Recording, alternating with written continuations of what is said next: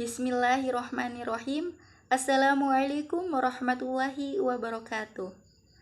Hamdan wa syukran lillah wa nikmatillah alhamdulillah. Yang terhormat Bapak Abdun Jamil selaku dosen pengampu mata kuliah Bastul Kutub dan teman-teman yang dirahmati Allah Subhanahu wa taala.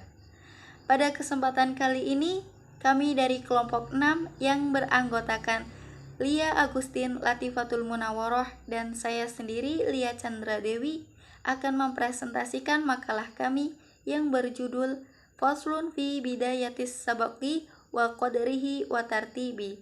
Langsung saja kita ke pembahasan. Yang pertama akan disampaikan oleh Lia Agustin.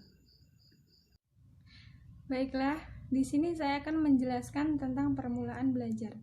Seperti dalam sebuah hadis, Bismillahirrahmanirrahim.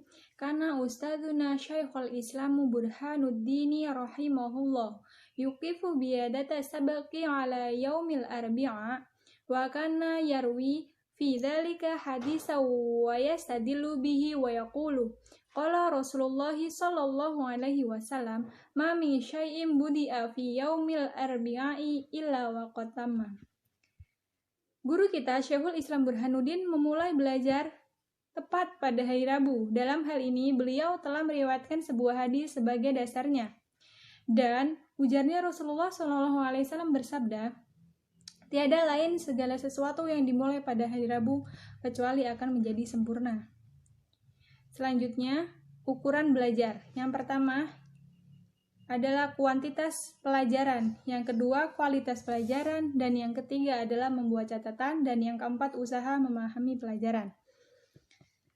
Yang pertama, kuantitas pelajaran. Seperti diriwayatkan dari sebuah hadis, wa ma qadru sabaqi fil ibtida'i. Karena Abu Hanifatu rahimahullahi yahki 'ani Syaikhil Qadil Imami Umar bin Abi Bakrin Az-Zaranji annahu qala masyayikhuna rahimahullah yabtaghi ayakuna qadru sabaqi lil mubtadi qadra ma yumkinu dhabtuhu bil i'adati marratain wa yazidu kulla yawmin kalimatan hatta annahu wa in tala wa kathura yumkinu dhabtuhu bil i'adati marratain wa yazidu birrifqi wa tadrij. Mengenai ukuran seberapa panjang yang baru dikaji, menurut keterangan Abu Hanifah adalah bahwa Syekh Qadli Imam Umar bin Abu Bakar Az-Zanji berkata, guru-guru kami berkata, sebaiknya bagi orang yang mulai belajar mengambil pelajaran baru, panjang yang kira-kira mampu dihafalkan dengan faham. Setelah diajarkannya, 2 kali berulang kemudian untuk setiap hari ditambah sedikit demi sedikit, sehingga setelah banyak dan panjang pun masih bisa menghafal dengan paham pula. Setelah diulang 2 kali, demikianlah lambat laun setapak demi setapak. Yang kedua, kualitas pelajaran. Sebaiknya dimulai dengan pelajaran-pelajaran dengan mudah, telah bisa difahami. Syekhul Islam Ustadz Syarifuddin Al-Uqaili berkata, menurut saya, yang benar dalam masalah ini adalah seperti yang telah dikemukakan oleh para guru kita, yaitu untuk murid yang baru, mereka pilihkanlah kitab-kitab yang ringkas atau kecil. Sebab dengan begitu akan lebih mudah difahami dan dihafal, serta tidak membosankan lagi pula banyak kepraktekan. Yang ketiga, membuat catatan. Seperti dijelaskan dalam satu hadis, wa yabtaghi ayyu'alliqa sabaqa ba'da dhabti wal i'adati katsira fa innahu nafi'un jiddan. Sebaiknya sang murid membuat catatan sendiri mengenai pelajaran-pelajaran yang sudah difahami hafalannya, untuk kemudian sering diulang-ulang kembali, karena dengan cara itu akan bermanfaat sekali. Yang keempat, usaha memahami pelajaran.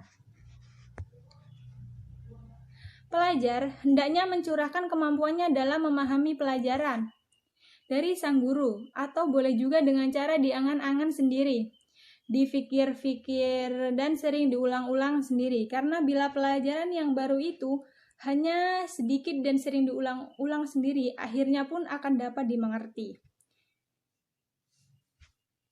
Orang berkata, hafal 2 huruf lebih bagus daripada mendengarkan saja 2 batas pelajaran.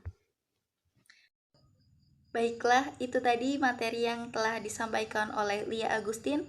Selanjutnya akan disampaikan oleh Latifatul Munawarah. Baiklah, selanjutnya adalah berdoa. Wa yad'ullahu wa yatadarru'a ilaihi fa innahu yujibu man da'ahu wa la yukhayyibu marrajah.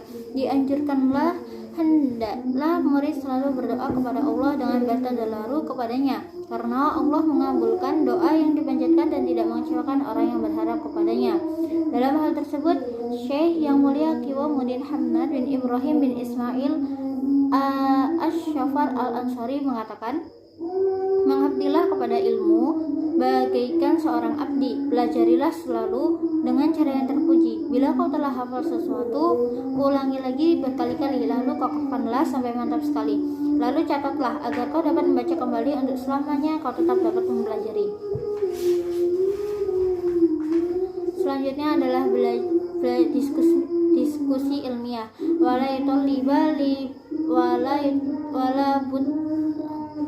Wala budda li talibil ilmi minal mudzakarati wal munadarati wal mudarah. Belajar harus juga melakukan diskusi dengan bentuk muzakarah, munadarah dan mutadaharah. Dianjurkan agar hal tersebut dilakukan atas dasar keinsafan dengan penuh penghayatan serta menjauhi emosional. Selanjutnya, bersyukur.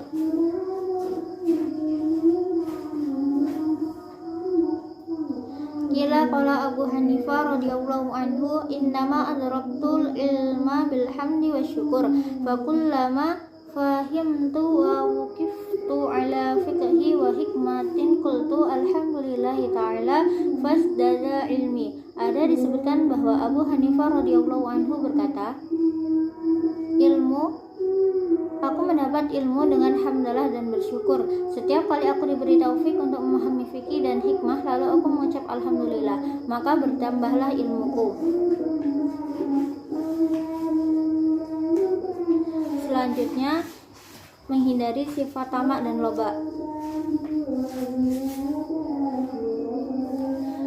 Maka dianjurkan agar setiap pelajar memiliki etos yang tinggi dan tidak perlu tamak mengharapkan harta orang lain. Nabi SAW bersabda, hindarilah sikap tamak, karena dengan tamak berarti kefakiran telah terjadi. Juga janganlah kikir atas harta yang dimiliki. Belanjakanlah untuk keperluan diri sendiri dan orang lain. Nabi SAW bersabda, karena khawatir melarat, maka semua manusia telah menjadi melarat. Sekian presentasi dari kami. Kami akhiri. Wassalamualaikum warahmatullahi wabarakatuh.